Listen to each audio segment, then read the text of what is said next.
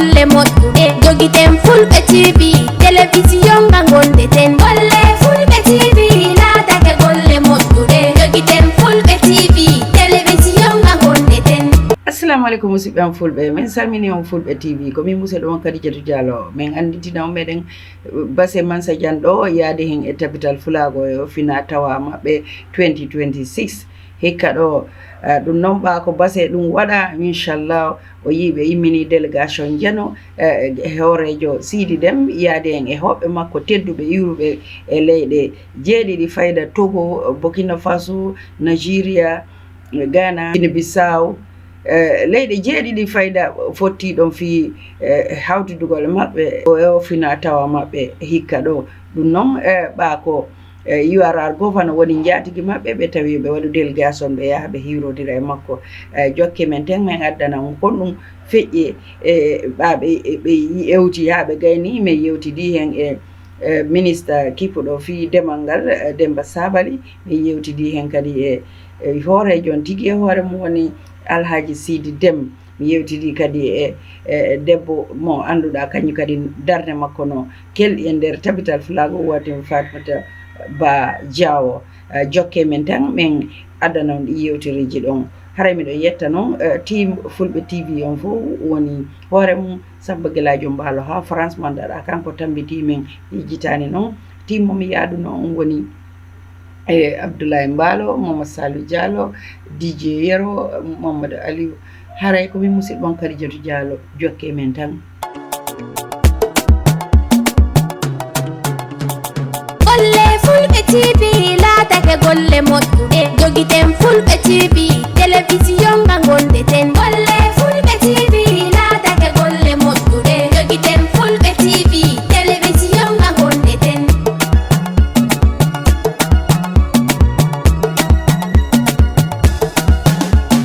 Sayamen Fulɓe TV wari kam ɓamtawolde men Fulɓe TV wari to men Fulɓe TV tiggama ngam hanga hawta hoore men Fulɓe TV wari to men Fulɓe TV ɗon dari ko nde welna ɓerɗe men Fulɓe TV wari to men golle Fulɓe TV teddinoyi fina tawa men golle Fulɓe TV laatake golle moƴƴuɗe jogiten Fulɓe TV télévision nga gondeten Fulɓe TV. Assalamu alaikum musidɓam fulɓe mi salmini on Fulɓe TV andintigol wondema miɗen jokkodiri e fina tawa tabital Fulago mo ɓe waɗi wasu on jokke men tan.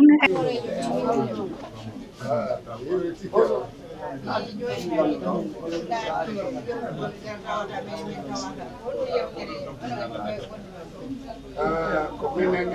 honorable governor Yohana, honorable minister of agriculture, honorable advisor to the president.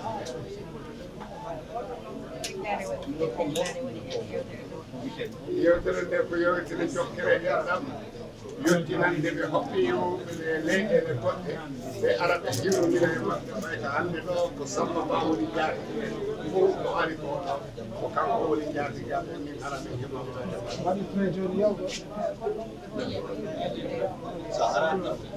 alhamdulillah min beltima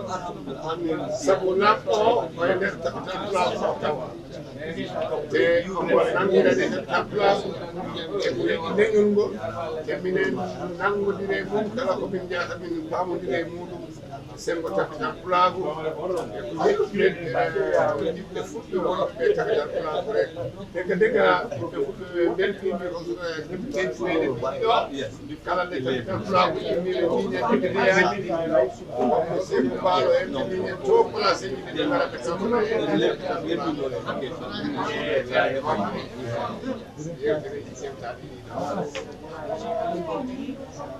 joni eɗen jahatoto conference hall jewto en jogui jewto ko tan yewtande leñol tabital Fulago o haalana en darde tabital Fulago e ko tabital Fulago yahata ɗum jayten ko conference solto eɗen ton jogui teddule e tottoten hoɓɓe meɗen e nder men eɗen liggotoɓe meɗen tottenɓe teddugal men neɗɗo si ligtima a wiyat ɗum e jarama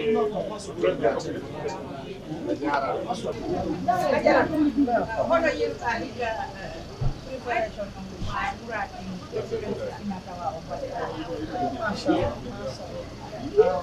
salmini on kadi Diallo salminama dole yetti ko Gambia naaɓe fof yetti international naaɓe arɓe kamɓe en ɗo hannde ko lesɗeɗe kewɗe ngari ɗo yettore Allah dow hoorejo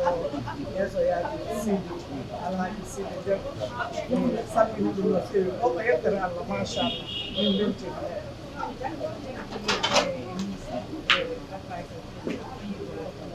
alhamdulillahi rabbil alamin to ko weltade so tawi min naati e suudu wiya ko capital Pulago wiya ko fina tawa ala goɗɗo lomtiɗo ɗo ma aɗen haalani en toon ko gandanɗa koye lappitto ɗo hannde gilama to ministre ha to hoorejo ha to arɓe ɓe hoɓɓe fof ko haala men kaala minen ɗum parnode minen ɗum jettire Allah donc ko hunde nde ngannduɗa hoorema minen hen belti ko wiya ko rek yidde hoorema wona ande goɗɗo hay goto min gaña lesdi Gambia ɗo e lesɗele goɗɗe enen fof jiiɗi yumma goto baba goto kono minen jiɗi koye amen te minen jiɗi haalata kadi yettore Allah ok min beltima no fewi kadi min beltima kono mi wawata wi weltare rek mi salminami lamɗo men o excellency président Adama Barrow kam yo rewɓe mum ɗiɗo ɓe fof Adja Farmata Ba Barrow e Adja Sadio Mbawo Barrow ɗum minen ɓe belɗori minen ɓe parnori minen jetta rewɓe Gambia fof surtout hen rewɓe Haalpulaar minen ɓe parnori kamen fof inchallah ministre mi yima ɗo ari a yewtidi e dental ngal kono yiruɗa o fina tawa hikka yettere Allah mi salmini o mi salmini kala ɓe annda ɓe daaray e télévision men o yettere Allah mi ari ɗo hannde mi hawri ɗo délégation ɗiɗo danaka ECOWAS fof Nigeria Togo leydi ɗi sa honndi e ɓeynata koye weltare tigi fi hannde Pulago fof ara hawra ɗo fi ara waɗa fina tawa ɗum minen weltore minen faami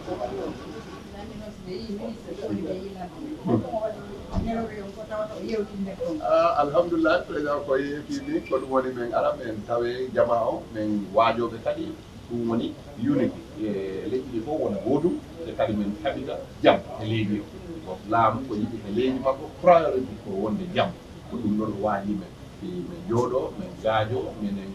Pulago ɗo haawa ha Togo ha Nigeria ɗi Pulago yo woniri e lesɗi ɗi woni ɗi fof haade no woni jaam te kadi Pulago ne hara wo faami aada o ɗum woni aada meɗen jokkugol dammi ɗi jokkugol nayyi wuurgol hoore mum e janngugol e janngingol ɗiɗo aadaji sifa fof ko annduɗa kono foti haalde hannde e ko ɗiɗo kadi jooma leydi o faala men leɗo kadi sabu si ɗum faala laamu ko ɓen jonɗen kadi wayo sukaɓe ɓeyda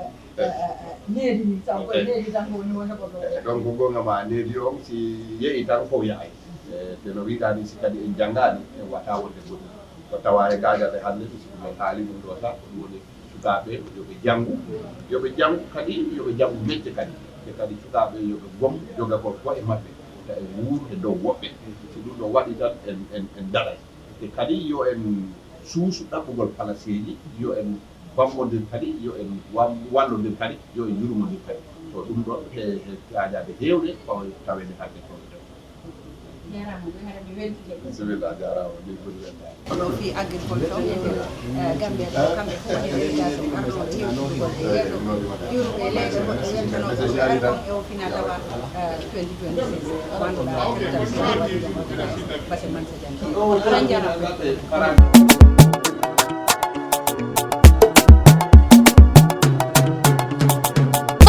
Fulɓe TV laatake golle moƴƴuɗe jogiten Fulɓe TV télévision nga gondeten golle Fulɓe TV laatake golle moƴƴuɗe jogiten Fulɓe TV télévision nga gondeten